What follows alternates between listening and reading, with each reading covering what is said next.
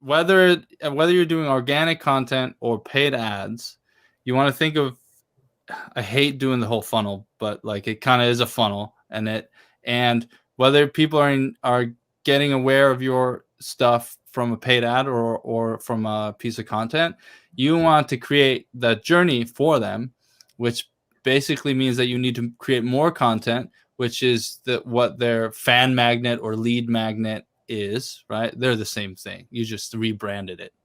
Um, it's basically like, what do you get, or what does your audience get in exchange for engaging with you further by like joining their email list or whatnot? I've created a lot of lead magnets or fan magnets throughout the years, whether it's my Mix Finisher cheat sheet that you can get at mixfinisher.com, plug there, or like my quick mixing checklist, or my 6 steps to fix your muddy mixes. That was just a blog post that I created that I put into a PDF and then put on a landing page.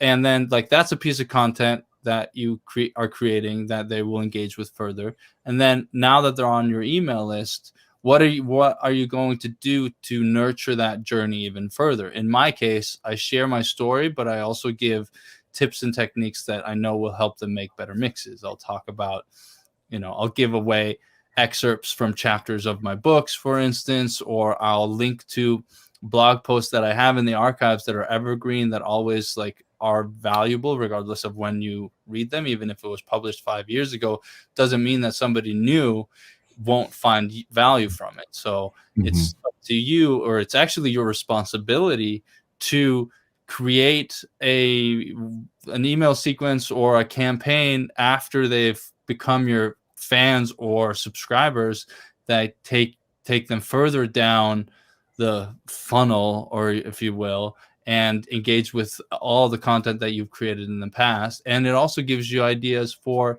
content to create in the future, because they are on your email list and now they might email you back, and then you might have a conversation with them and they might ask a question. And questions are amazing, because as soon as somebody asks you a question, guess what? That's another piece of content that you can create that helps them know, like, and trust you more. And then hopefully maybe they'll buy your books, join your courses, become a coaching client, join your community or whatnot. And at that point, the value transaction becomes, it makes you a little bit of money, it gives them value by giving them that one tangible result to improve their lives in some way, whether that is a professionally produced and released record, or a fan base, or 6-minute abs. I don't know, 6-minute abs. Where can I sign up? Right.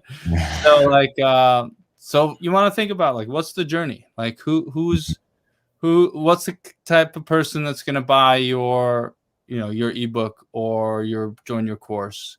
And what's the type of content that you create that will attract this person? And what can you do after they buy your book or ask you to, critique their song or whatever, or hire you for an hour of coaching?